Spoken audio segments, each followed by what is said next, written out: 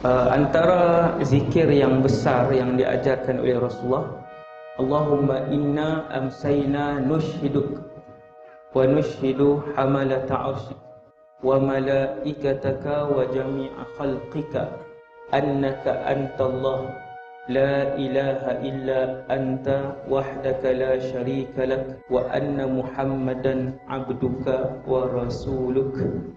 Nabi kata, siapa yang sebut zikir ini sekali, Allah bebaskan 1/4 dari tubuhnya daripada neraka. 1/4. Siapa yang sebut zikir ini 2 kali, Allah bebaskan 2/4 tubuhnya dari neraka. Siapa yang sebut zikir ini 3 kali, hadis sahih ni, Allah bebaskan 3/4 tubuhnya dari neraka. Dan sesiapa yang menyebutkan zikir ini 4 kali, Allah membebaskan keseluruhan dirinya dari neraka. Kemudian yang kedua,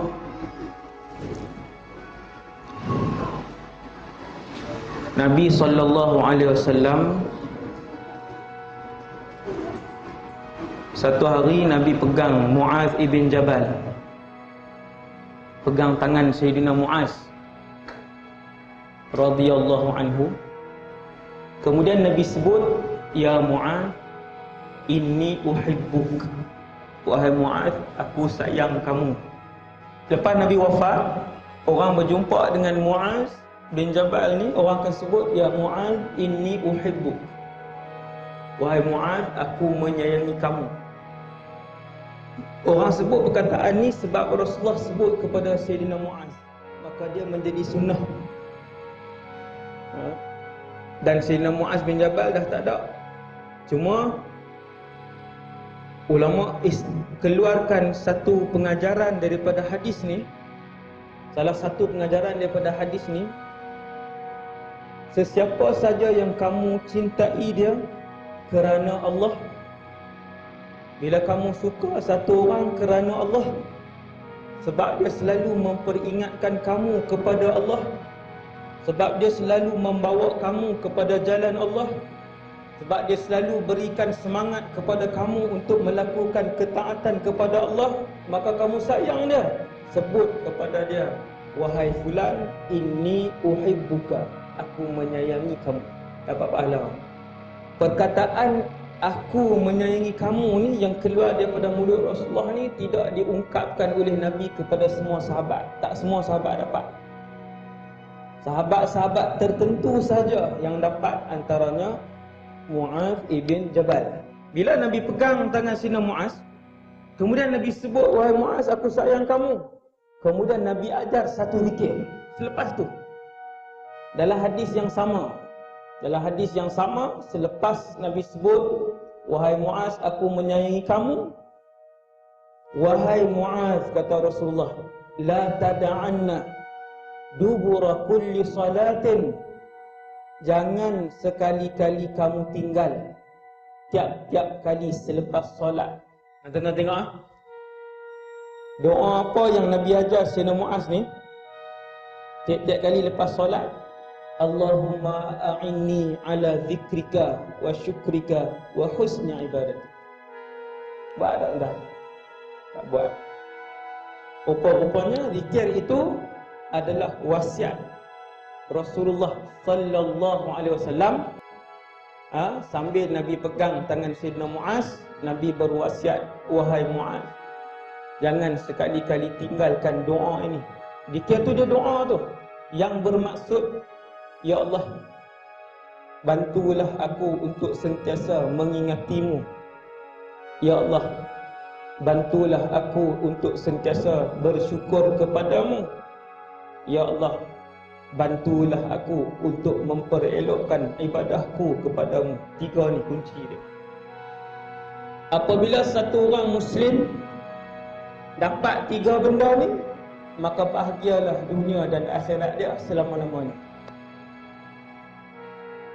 Maka berpanjanganlah kebahagiaan dan ketenangan serta kesenangan di dalam hati dia.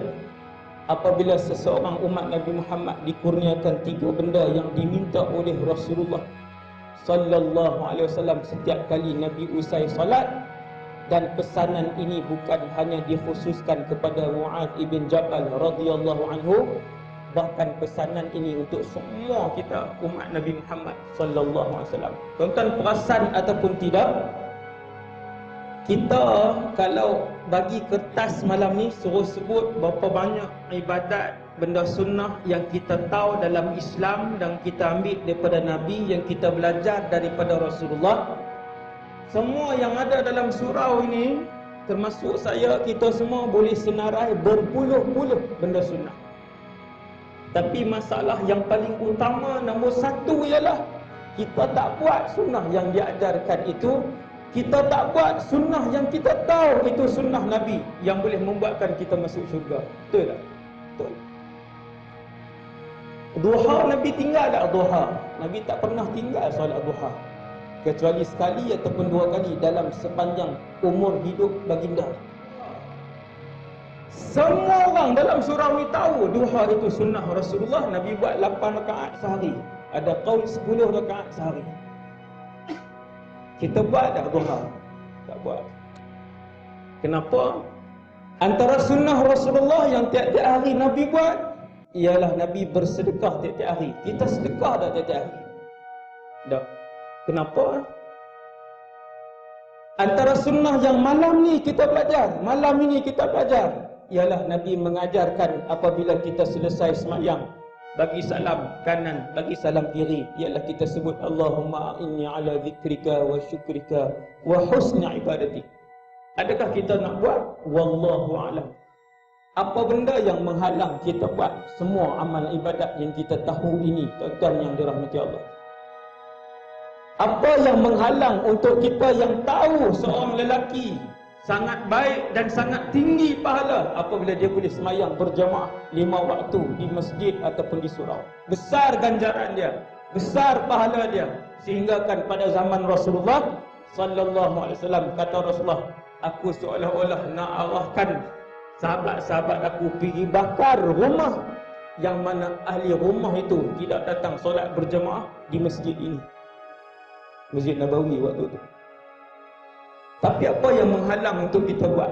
Pernah tak malam ni umur kita sudah 46, malam ni usia kita sudah 52, usia kita malam ni sudah mencecah 39 tahun.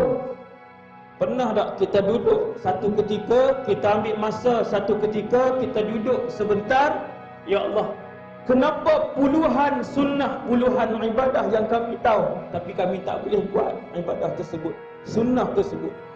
Apa yang menghalang kami? Jawapannya tuan-tuan, setiap kali seseorang itu melakukan kebaikan kepada Allah, setiap kali seseorang itu melakukan ibadah kepada Allah, setiap kali seseorang itu melakukan sunnah Rasulullah sallallahu alaihi wasallam, ketahuilah ketika mana dia melakukan sunnah itu dan ibadah itu, ketika itu Allah SWT lah yang telah memilih orang itu untuk diberikan hidayah, lalu dia melakukan ibadah itu.